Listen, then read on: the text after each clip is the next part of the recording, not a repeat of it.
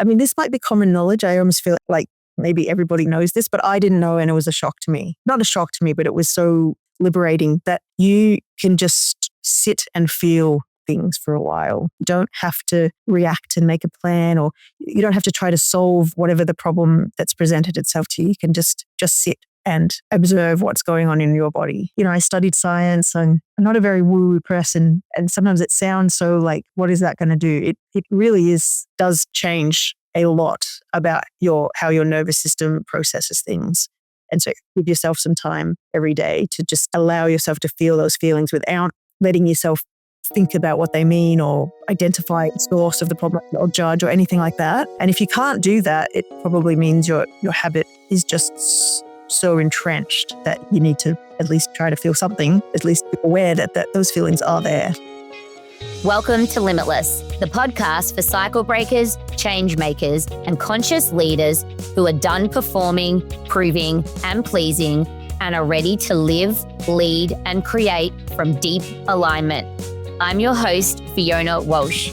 Every 2 weeks, I hold space for real soul-expanding conversations with guests who are still in it. They're navigating their biggest fears, shedding old identities, letting go of patterns that no longer serve them, and rising into their limitless potential. Together, we share what it's really like to be human, messy, raw, imperfect, and learning to own every part of ourselves, even the ones we've tried to keep neatly tucked away. We go deep into the work of coming home to yourself, getting out of your head, feeling safe in your body, letting go of old stories, and creating a life that's true to who you really are. Subscribing to Limitless is the best way to make sure you never miss an episode. So hit pause and tap follow or subscribe on your favorite podcast platform. Because this isn't about doing more. It's actually about remembering who you are. And that's what makes you limitless. Welcome to Limitless. Today I'm joined by Bonnie Esposito. She's a mum, a lawyer, a business owner, and the founder of Focus on Family, which is a family law practice. This is her first podcast interview, so whoop whoop. Bonnie and I go way back. We actually were at the same high school. So she started in year 9, and on the first day, I remember being sat down and there was a spare seat next to me, and in walked the new boarder, and it was Bonnie, and she had moved back to Australia. She'd been via Canada, and you'll hear in the episode. We sat next to each other. We became good friends that year, and at the end of that year, I think she moved to another school, and we didn't have much contact. And then fast forward about 15 years, I was working in a big commercial law firm. I changed roles, so I moved floors. There was the organization had about 7 floors in this tower in Melbourne, and I was walked past this office, which was about 2 along from mine, and I looked in and saw this woman, and I did like a double, triple, quadruple tape, and then checked the name on the phone. I'm like, Bonnie, which was just crazy. And so we had a few years where we were sitting literally like 20 meters away from each other, um, which was pretty cool. Our lives have gone on different paths since then, but I really do admire her courage and integrity, and the truth that she tells, which you're going to hear today. Her story is one of total recalibration, of learning how to listen to her body, to rewrite patterns and loops that were just taking over her mind, and stepping into different versions of herself, different areas of law to really find more alignment and grounding. Bonnie's story is going to resonate with anyone listening who might be feeling a bit restless in their role. You might be at a quiet breaking point where the life and the work person or the job that you thought you wanted no longer seems to fit. And you might have done all the right things and followed all the right paths, followed the rules, actually achieved a lot of success externally. But on the inside, it doesn't feel quite right anymore. And there's this restlessness, there's overthinking, there's self doubt, there's a lot of stress. There might even be some low levels of burnout. And if that's the case, then this episode is for you. And as I mentioned in the episode 2, this inner work is the exact work that I take clients through in my Inner Freedom Signature program. So if you're a high achiever who's ready to recalibrate their identity from the inside out, then please get in touch. But otherwise, sit back and enjoy this wonderful conversation. Bonnie, welcome to Limitless. Hi, Fiona. Thanks so much for having me. That's awesome. So, as you know, on Limitless, we jump straight into your story. So, I want you to take us back to that pivot point moment, that turning point moment where you were like, I'm done. Everything has to change. What did that look like? And, what has it shaped for your journey past that moment? What's pretty clear in my mind when the moment was, it was shortly after I had discovered I was pregnant. The pregnancy was quite a surprise. It wasn't planned. It was about 4 weeks into a new job, and therefore not the most appropriate timing. I had just left a very large law firm in hopes that maybe a smaller law firm would provide a bit more working work-life balance. But I could see shortly after I became pregnant, I could see that the work that I was doing was still similar commercial law. Whilst it was stretching me in certain ways, it just wasn't, I could see that it wasn't going to fulfill me. And I think because I was pregnant, I started to see it through what advice I would give my child. I'd never had that experience before, maybe looking at, is this good enough for me? Because now I'm going to bring a child into the world. And if I'm pushing something that's not for me, it's not, basically, it's just not good enough anymore. And thinking about what advice I give to my own child, it was just so clear in my head after years of struggling with whether to stay or leave. I just decided I had to leave. And I quit quite abruptly, even though I had no job to go to, probably a bit naively thinking it would be able to be easy to get a job whilst pregnant. Yep. But I'm glad that I took that jump without thinking in that moment too much about it, because the reality of the situation may have kept me there a bit longer. And from then on, because I took such a leap, all the other leaps necessary didn't seem quite as risky and quite as scary, or I'd proven to myself that I could do something that was with no landing pad and still ended up in a good position. Yeah.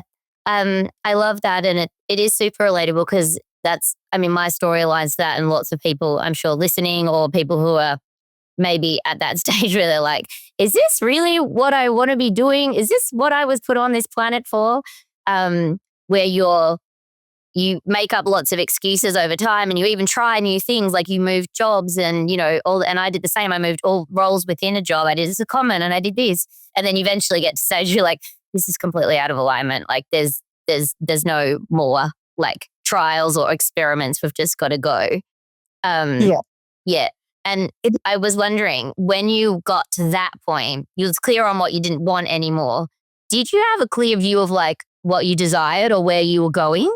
Well, I didn't at all. That was why it was so hard to make the decision. If I had a very clear view of what I could do, I would probably just take it, because I'd already started over. I'd already gone from sort of neuroscience-y field to law. But that was a clear vision I had. Whereas the reason it took so long to come to terms with leaving a commercial law job was because I didn't know what I was leaving it for. And that story of, well, this is a good opportunity, the pay is good, that there are doors opening for you, they were very strong. And when you don't have something better in mind, it's much harder to make a choice. But I think that does mean sometimes you get stuck because you're just waiting for the better choice to come along, and sometimes it doesn't come along. And it didn't come along for me until after I had jumped. Yeah. Yeah. And that's like really fascinating. I'm just like, something's disconnected for me in terms of like certain professions you find yourself in have a very like laid out path ahead for you, and especially partnership like accounting or legal, because you finished school, you got good grades, you did uni, you followed that path, you finish uni, you go in, and then you can like really like the next 40, 50 years is really mapped out as long as you get to partner or, you're happy if you're a special counsel or something like that. You sort of can see it all mapped out, which I think is very comforting for some people. I thought it was terrifying because I was like, there's no joy in this because it's like, exactly where you're going to be and you're going to be that old guy when you're an old guy. You know what I mean? Yeah. Well, I think for some people who are less comfortable with uncertainty, it can be quite comforting. And I think a lot of people do end up in that commercial law sort of conveyor belt because at university where not clear exactly on the pathways, it does lay out something very tangible, like just you'll do your clerkship, then you'll do the graduate year and then on and on. But then it gets to the point where you are on that conveyor belt and you're seeing what's ahead. Yeah. And you're like, do I relate? Do I want the life that these people are living? The first firm I worked at, they were great people, extremely smart, really competent, but I didn't necessarily want to be them in 5, 10, 15 years. But you have to get there to sort of see that. And then I think people with that fear of what uncertainty can get, once you move beyond that, as you say, it can get a little bit, whoa, my life is already written out for me. Yeah. But as you say, some people would love that because it's very comforting, like a warm hug. Yes, I imagine. But I remember walking into he's just started high school now, but when he started at primary school, I walked into that school thinking with sort of a sense of doom, thinking, oh my God, we're going to be doing this for 7 years. And that was kind of very uncomfortable because in my life, I've moved around quite a lot. I haven't really been in any place for even close to 7 years. So in some ways, that things being laid out for such a long time, it can feel stifling. Yeah. And so you shifted, you left and then you were pregnant. And then did you start working while you were pregnant or when did the shift move from, because I know you've stayed in law, but it looks very different now. Well, so I was applying around for different things I could do. I got offered a short contract at a plaintiff firm in work that I hadn't really done before. And back then it was quite easy to get a practicing certificate whereby you could work for yourself. So it was basically just an administrative job and I did that. Yeah. And I did the contract and then I realized, I've actually changed my practicing certificate to be my own firm, sort of not even realizing that's what I was doing. And I got offered an opportunity to take on a client being mentored by someone I just sort of essentially randomly met on the internet. And it was a family law client and I'd not done that kind of work before, but he was assuring me that I could do it and he would help me. So I just took on one client and it seemed to work quite well and I was interested in it and everything sort of just built from there. So I was working while I was pregnant, but had sort of ramped everything down. Yeah, cool. And it just for people who may not know the legal industry, can you explain the difference from where you were, like the two, because they're worlds apart in terms of like class actions at a big global law firm to family law? Yeah. I'm just like, can you explain the difference for people? Well, I had essentially gone from working on Australia's largest financial class action in history, which was huge, and kind of quite, I don't want to say prestigious, but the work was, it was involving very fancy law firms and a lot of money, obviously, to working with one client who was having trouble getting access to his child and needed to separate assets after separation. So that's in what we call family law. Yeah. And so it was very small. I knew all the details of the case. The court process was a bit slightly less formal. So it was worlds apart, but it felt a lot more significant in that I'm helping this one person that really needs some help. I'm hopefully helping the family to some extent by trying to reduce the conflict. Yes. So it's worlds apart in various ways. Yeah. I didn't even know much about family law because the university degree I did was very geared to corporate law, working for companies, working in the business world. So family law is, not quite the same. Yeah. And like, if I'm hearing you, it's the large class action. It had all the glitz and the glamour and the prestige and all the accolades, but the family law felt much closer to your heart and you could like touch and feel it. It was more accessible in many ways. Yeah, it was. I mean, the class action was in the paper every day. It was getting reported on. It was, I mean, because it had that particular case had long lasting implications and was worth a lot of money. But I was still a third, fourth year lawyer. So I was dealing with my partner, who was then dealing with in-house lawyers. The actual client was shareholders of a company, I suppose. Yeah, many steps removed. Yeah, who wouldn't have any idea of what was going on in the case. They just were waiting for the outcome. Whereas in this, for the first time, I was actually on the phone every day with the client, asking, seeing how it was impacting them, seeing what they wanted. When I engaged barristers, I could, was fully abreast of all that was going on. It felt I felt like a lawyer for the first time, to be honest. Yeah. That I was advocating for someone. Yeah. And what drew you to law in the first place? Because I know you started out, what did you first start at uni? And then I know you did a JD, which is I did a science degree, doing like psychophysiology and neuroscience subjects and psychology. And when I finished honours in that, I took some time off because the next step on that conveyor belt is a PhD, and wasn't quite ready just to jump into that. And in that year off, I had did quite a long process for a government department. And that process is very, very competitive and quite secretive. And by the time I got to the end of it, they said, look, we want you to reapply again, but we're not offering you a job now, but we want you to apply again.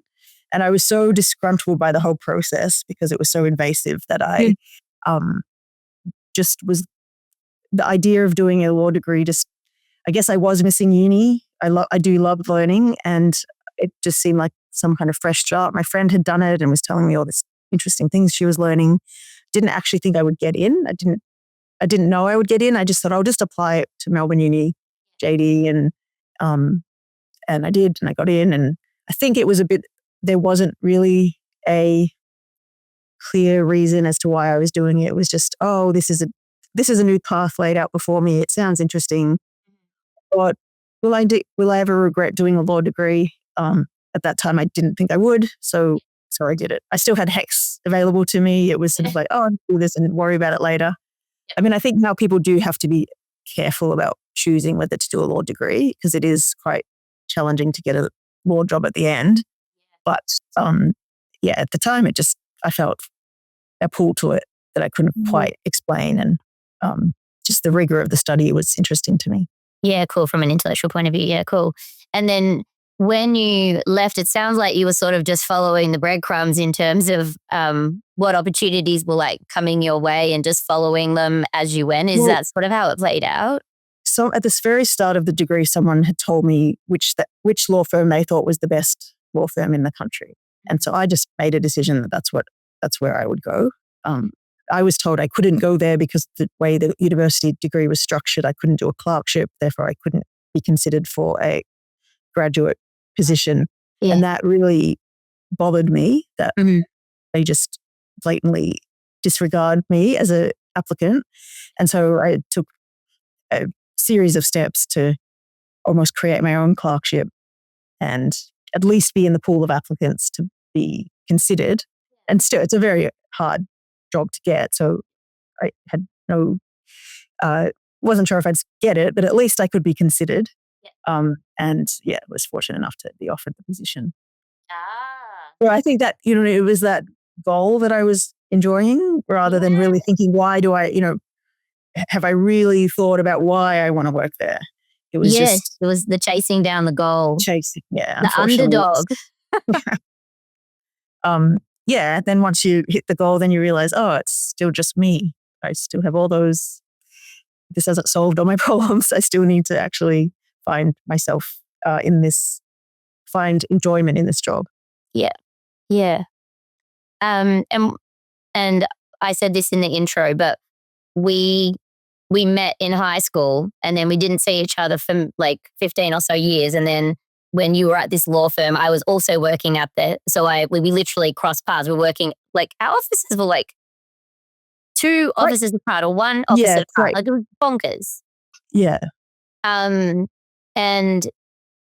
yeah, it was a very, I mean, I really enjoyed the environment and I have such fun memories and had met some of the most incredible people there. Really, yeah, always talk highly of them. And I worked with a really good team. Like my actual team was the best team I've ever been a part of by miles. I wondered whether or not what you thought of like the culture and was it a good fit for you or what did you learn about yourself through the culture there? Because it was a very high performance sort of, I think it was the first time I'd been part of it. Everyone was just so high performing. So in one way, I mean, that's very daunting because I still had this sort of chip on my shoulder, I suppose, of like, did I just get in here somehow by a fluke because I pushed so hard? Because you're the underdog. Really, I don't belong here, but everyone else just waltzed in here, which I'm sure, which is clearly not true anyway. Yeah. But in a way, it's amazing to be around people that just, a bit A-type, just try hard for their own, not because they have to, just because they want to. And so I enjoyed people, I enjoyed all of it because I went in there, I think, with my eyes wide open. I already knew it was going to be extremely long hours. So all of the downsides of working in a firm or team like that, I think I had accepted. So it wasn't a shock.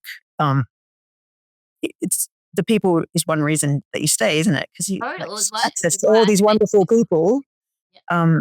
But ultimately, a lot of them seemed very excited about the work they were doing, and slowly it dawned on me that their excitement was genuine and not sort of like myself. I was kind of faking it to fit in.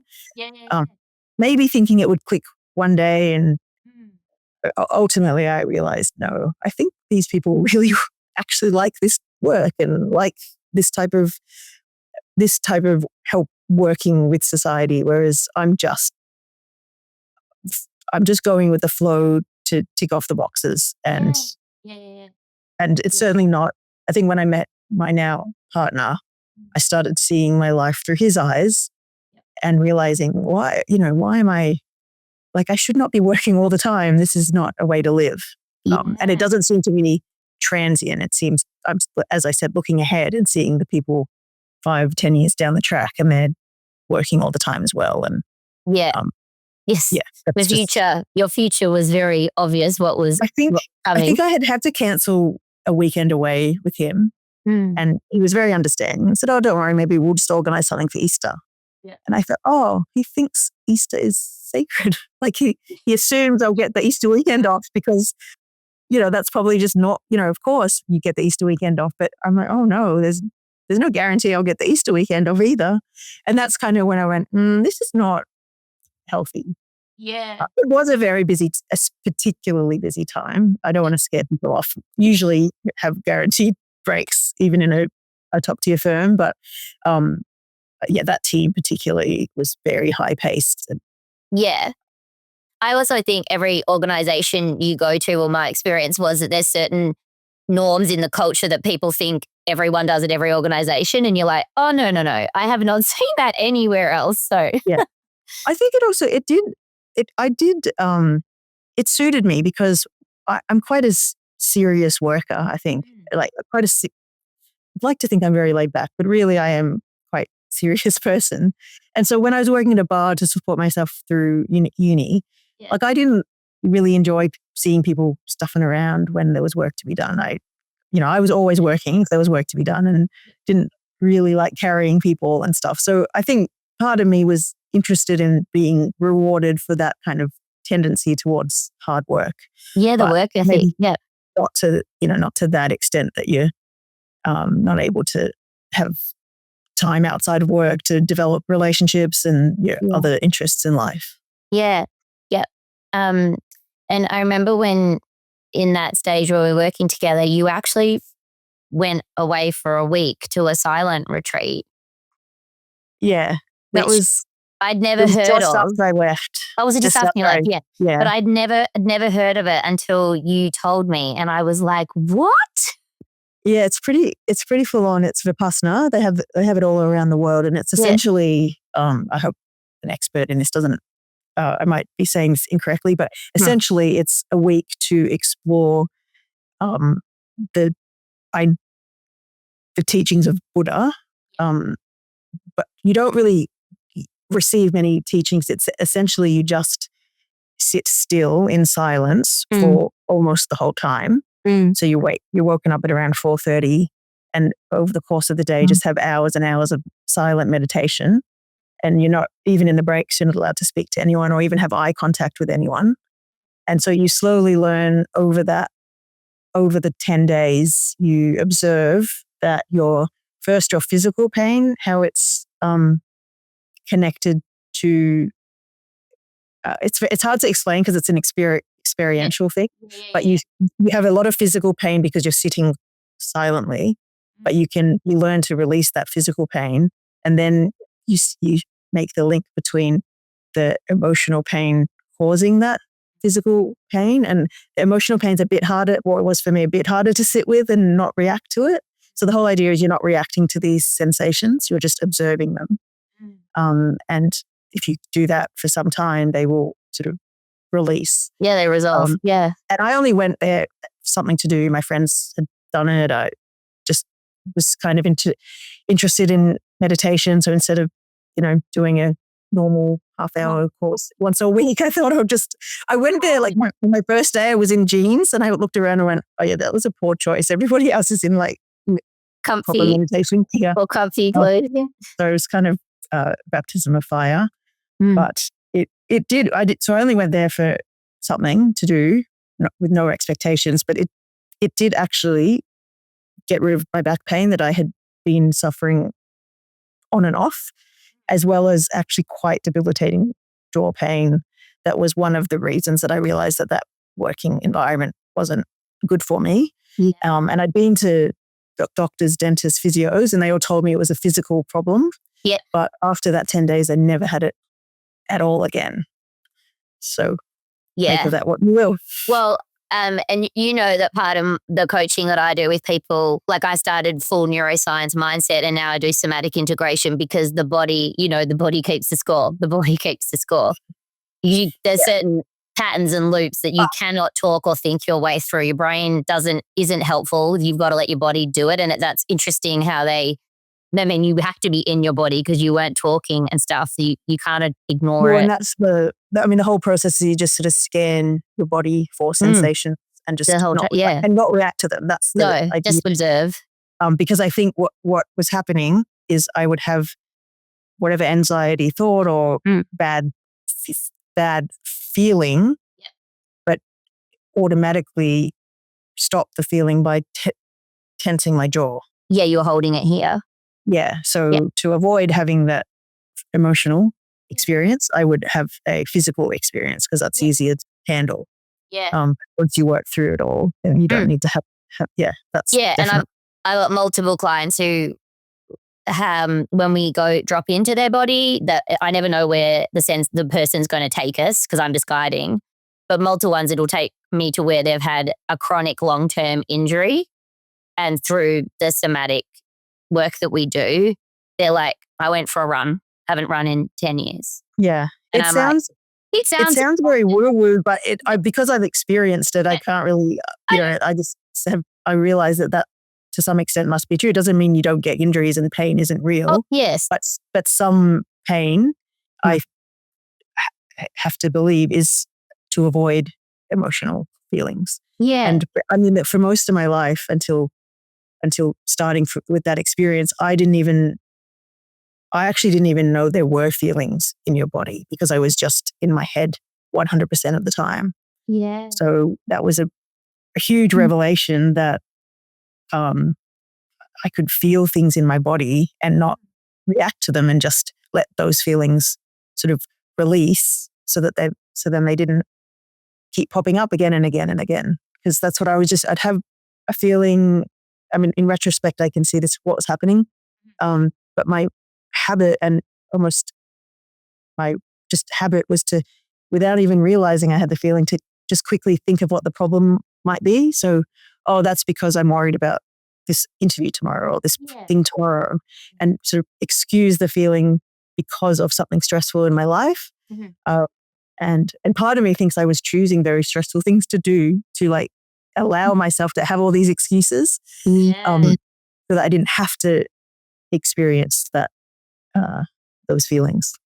Yeah. Yeah.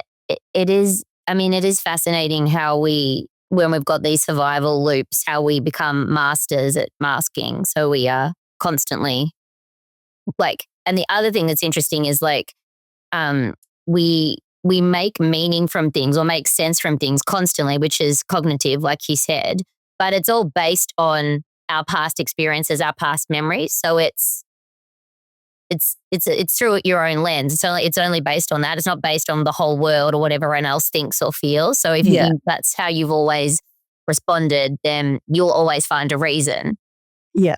It's just the process of detaching from the automatic habit of just thinking all the time to just, obviously we can't stop thinking, and thinking is very helpful in a lot of circumstances. Yeah. But it does detract from your capacity to just feel the emotions, and it's the only way to release them.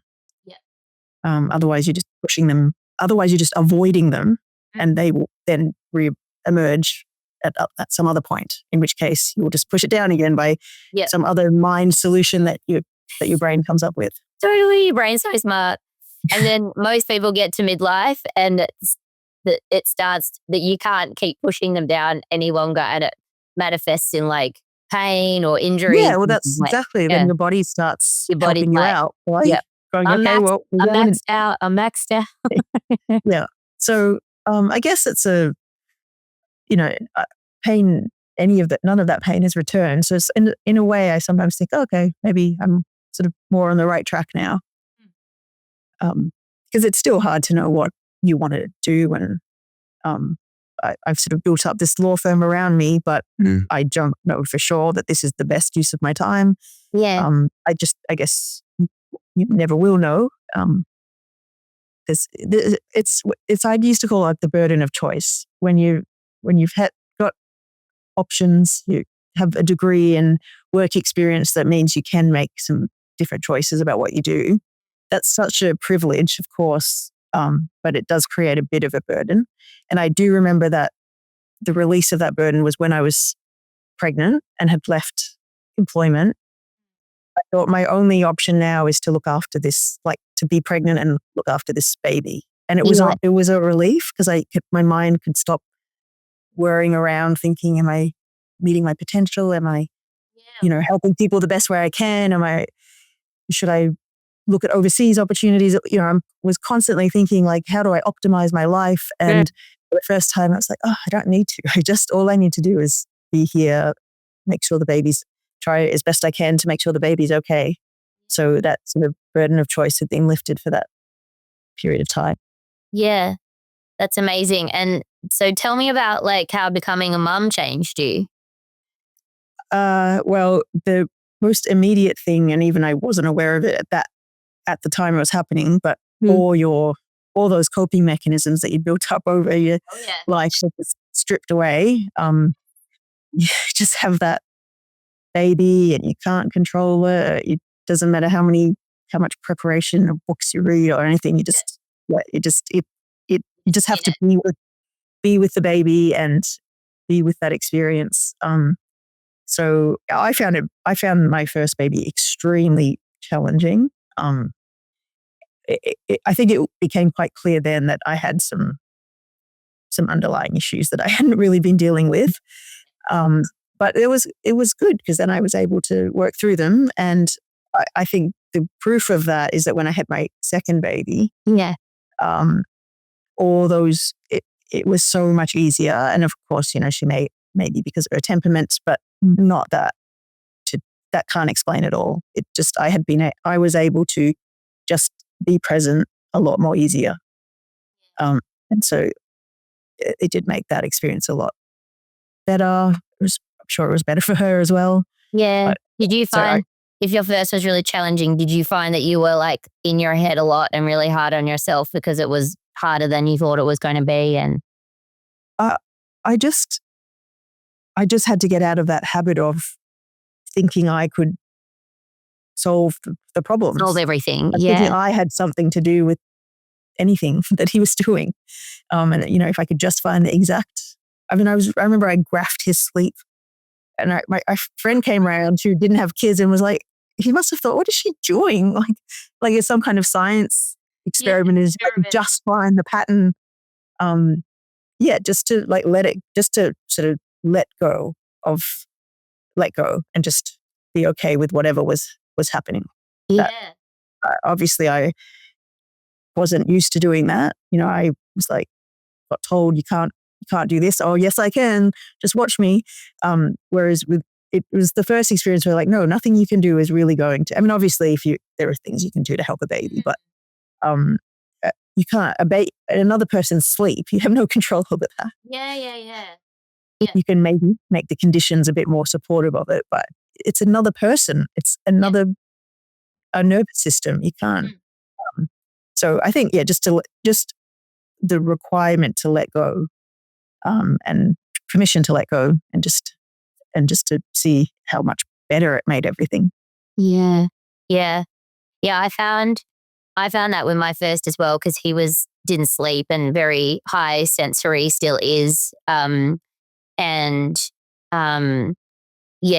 was like, I can, like the sleep thing, I was like, I will figure this out. We will make this happen. I mean, eventually he slept, and it was a lot of reading, and I will tell, like, when you're sleep deprived, I mean severely sleep deprived, like you're delirious most days, because you like trying to learn from books is really hard because you've got no brain function. So you're trying to learn about baby sleep when you've got no no cognition happening. It's just like like torture.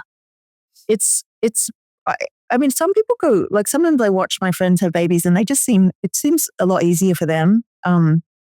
But it can be very, very hard. I think people don't have any idea when you go to the baby shower, like, oh, it's so exciting. Sometimes I think, oh my God, it because it just changes everything. It's sort of like your whole life changes. And for me, it's definitely for the better.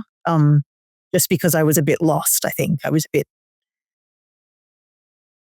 bit lost. And having that little family structure around me has immensely improved my well-being.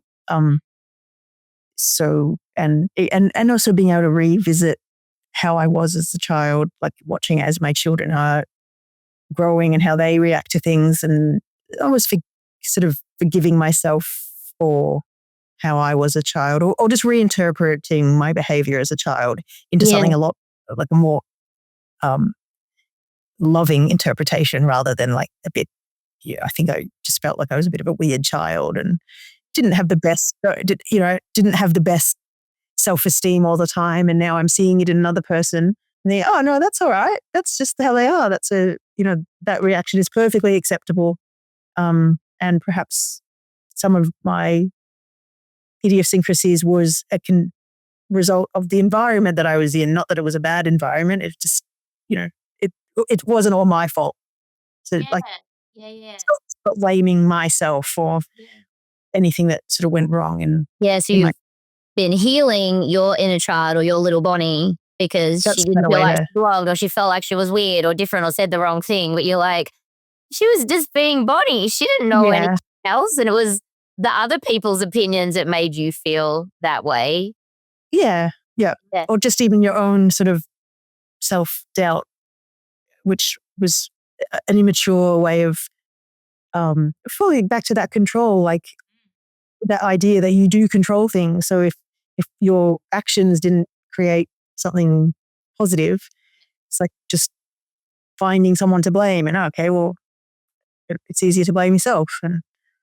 And I don't want my kids to feel that way. I mean, one definitely doesn't feel that way naturally, but one sort of does is a bit more self-conscious. And yeah, I hope that that doesn't impact them too much. So Yeah.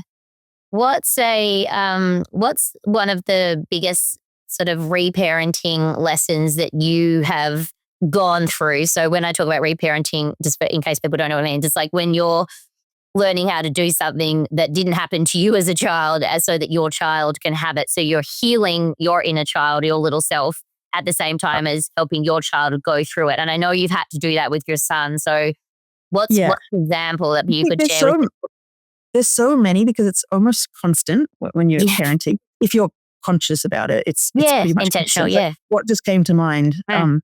was just sort of because my son is 2 years older than my daughter, and I have a similar age bracket with my older brother, and just seeing how the youngest um, views themselves in comparison to the rest of the family, and how it is. I mean, there's a lot of advantages to being the youngest, absolutely. But there is that tendency to, unfortunately, you're never as good as anyone else in the family. You're never, you know, if you're playing board games, don't get it quite as quickly. But Mm. seeing it in front of me, it's like, oh, she's so clever. Like she's already getting that, despite being 2 years. Like we're playing this game 2 years younger with her than with him, and so just really relearning, um, trying to reinterpret my competencies and Yes. from a more realistic view, because I think I was talking to my daughter as well. Like the the worst thing we can do is think that we're not as good simply because we're not as old and our skills haven't developed as yet.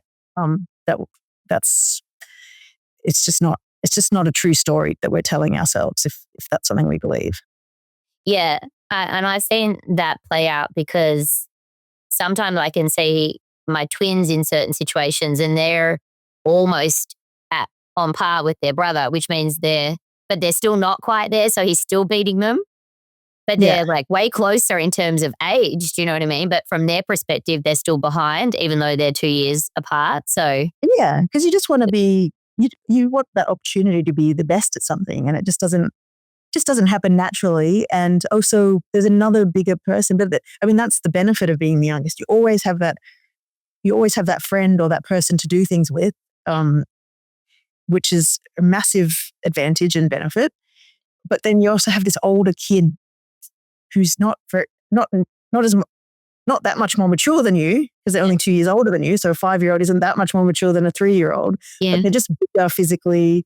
Mm. They they they're used to getting what they want a bit more. So it's just a different environment. You know, people always say, oh, it's the same family, but two kids turned out so differently. And I think it's not surprising at all. One Yeah. has had this other big kid around them the whole time. Mm. That's a huge difference.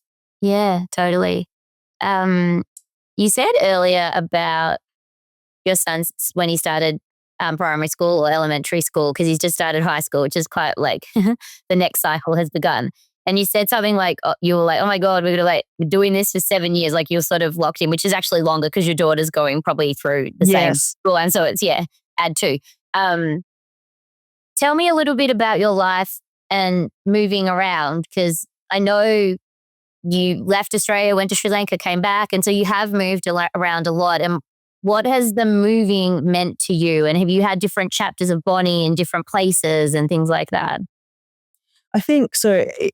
Even between, like after I left Australia, we lived in Canada for a bit, then Sri Lanka, and then back to boarding school. Then I moved to a different boarding school. So I have moved around quite, quite a bit. I think it's good in that it's maybe me able to pivot a little bit easier, and I'm not that scared about starting new things and starting again.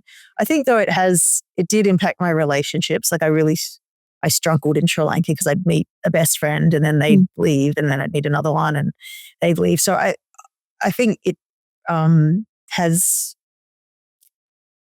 yeah, I don't know exactly what effect that had on me, but I feel like it must have had some kind of effect on me in those formative years of when you sort of finding how you are with friends.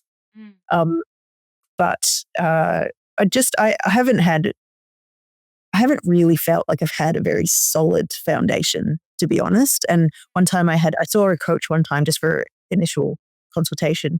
And that night I had this dream and I was up on this very high, really high ladder going up into the clouds. And it was just a ladder and I was so scared because like it was sort of waving around and I looked around at everyone else and they just didn't look scared at all. They were like just on the ladder, focusing on climbing. And then I looked down and everyone had people holding their ladders except for me.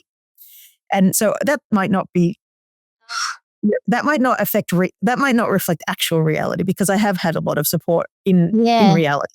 But I think subconsciously I have felt like I haven't had support at some stages of my life. And I mean, my mother did die when I was 16. So that is clearly a large support that gets taken away. So I think that has definitely impacted my trust in things just working out. Perhaps may cause me to need to feel like I need to control things a little bit more. So yeah, the coach, I never went forward with the coach, but I think even just being aware of whatever she did in that session, it allowed that sort of unconscious belief to come to my awareness, which I think is, and then also to forgive myself, like it's okay to be scared. If you feel like no one's holding the ladder, that's normal. Don't look around and think, oh, why are they so calm? That's the normal reaction to having to that belief. But maybe we can work on the belief a bit so that it doesn't cause these feelings unnecessarily. Yeah. And then also the like choice that we have, particularly as an adult, is how do I build that team so that ladder is that thing exactly strongly held in place so I don't feel like this. And maybe you don't need to climb up higher right now. What were you doing up there? I don't even, but you can, the symbolism is very powerful. Don't keep climbing up when you're still uncertain about the foundation. That's just going to make all those feelings worse and worse. Yeah. Well, I mean, like just from what you've even shared today, I can see how that symbolism has played out in your career. Yeah. Not in a bad way, but just like because you kept climbing and you're following what you thought you should do. But yeah.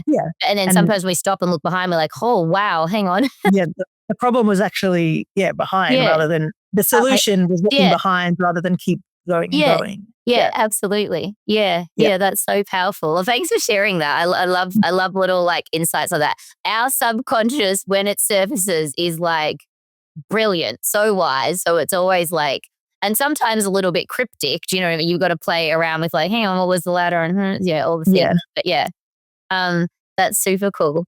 I was also curious, when you talked about when you were at the law firm that we were at together and you realized people like really enjoyed what they were doing. Like they were really lit up. And you were like, oh, okay, I don't think I have that sort of fire in my belly, so to speak. What is something that lights you up? Well, fundamentally, I think there are two aspects of what I enjoy. One, I get a lot of positive feelings and feedback when I talk to someone and to them it feels like a very complicated mess that they have been struggling in their minds on their own. And finally they get to talk to someone about it. And if and it doesn't always happen, but if I'm able to like feed that back to them in a much more like a clearer resonance, and make them feel like I get it, I get what they're saying, that is a very impactful experience for me. And I get that as well when I write, I think, because I can take something that's a bit more complex or that's a bit hard to understand. And if I use the right words, it can be put down on paper and make people understand it more clearly. So I think those two, they're two separate things, but I think they are quite related. So because I've always loved writing, and I think that part of it is that you taking that mess even in your own head and getting it down really coherently. And the process of making it coherent is quite cathartic in that the first draft still looks a bit messy and you slowly make it. And yes, that's exactly what I meant to say. But if I said it out loud, it wouldn't have, it would have been all jumbled up. But now I've been able to write it and spend some time expressing it in written form, and it's come out exactly how I mean it. So I think those are things I kind of can lose myself in, and I enjoy, and I keep coming back to no matter what the what I'm doing. Like even in science, I was always sort of wondered, like, I wonder why I didn't feel like I was necessarily a very sciencey person, but I was getting very high marks. And finally, I sort of asked, when I became a tutor myself and was marking assignments, I realized it's because people don't express themselves that well in writing. Yeah. So they might be smarter or get things, the concepts, but unless you can express it well, you can't get the top marks. And so sometimes you could tell just from the introduction or the first page that this person was going to get a good mark because they can express themselves well. Yeah. I love that. And that's not, and then I realized that's not a given. That not everyone can do that. Yeah, it's a gift. Yeah, it's a gift. Yeah, it's a skill and a gift to be that you do have to work. Yeah, it's something that I like that not everybody likes. Yeah. Well, I mean, taking anything complex and making it simple so that anyone can understand it is an incredibly underrated skill because it takes so much work. I think that's what, family law, you're basically taking someone's experience and story. Obviously, it's only the relevant aspects you'd be putting to the court, but it is repackaging their story so that the judge can understand it, the expert can understand it. Yeah. I also love what you said though about the connectivity to like when you play that to them and they really feel seen and heard because you truly understood them. Like that must be like the best feeling. Well, it is, I think, and it's really important when people have been through difficult relationships or family violence, because I think you lose the capacity sometimes to assess whether what you're feeling makes sense, especially if you've had someone telling you for years that you're the problem and gaslighting. What you say doesn't make sense. So probably similar to in your job, you just see patterns again and again and again. And it doesn't mean that you can tell exactly what's going on in someone's relationship, but there are patterns. So you can start to, if they tell you one thing, you can just, ask them, does this other thing happen? And just them realizing you get it. And I think also a lot of people, particularly some lawyers, unfortunately, they can be a bit more, well, we need to just get the relevant facts down, and discussing that doesn't really move the case forward. And it's true, it doesn't necessarily move the case forward, but those discussions can help the client feel a lot more supported, and they trust the process a bit more because this person actually cares about that stuff and isn't just trying to get the document filled out or get the correspondence. It's like transaction versus relationship is like So that's why, I mean, it can make the job a bit harder because people then become maybe a bit more reliant on you than is healthy in a client. Boundaries come into play. Hey, and that's why people should always go and see a psychologist, a coach, a counselor. But it does help when the lawyer's got that, at least the capacity to think that way as well. Yeah, I love that. Okay, I've got one final question and then I have some rapid fires for you. So transformation often happens through small intentional steps. It's usually micro movements, not like big jumps, where we unlock like parts of ourselves and our sustainable change. Based on your journey, what's one small step or action that the listeners today could take to unlock their limitless potential?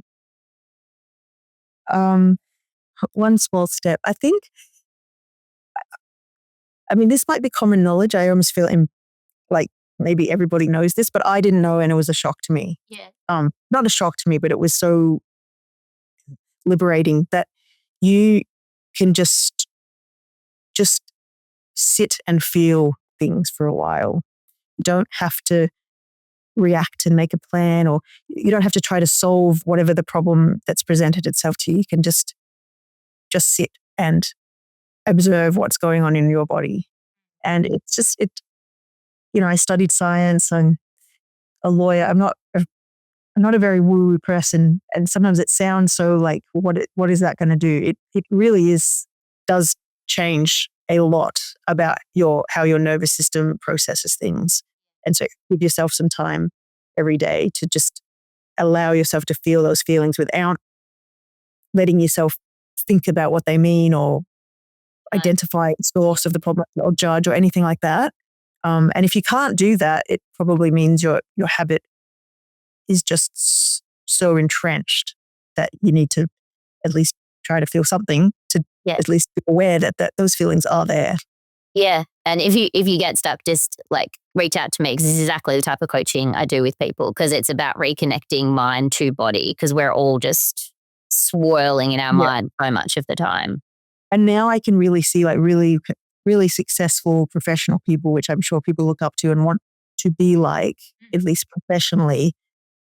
They struggle because they don't, not all, like some of them, I sort of identify the ones that, and so I think, it is something that everyone would benefit from if you can be open-minded enough to think that's a helpful thing step. to do. Yeah. It's like I now will be in conversations with people or in instances where I see like particularly corporate leaders, and it's because of the conversations I have every day in coaching and even on Limitless, like patterns are very obvious.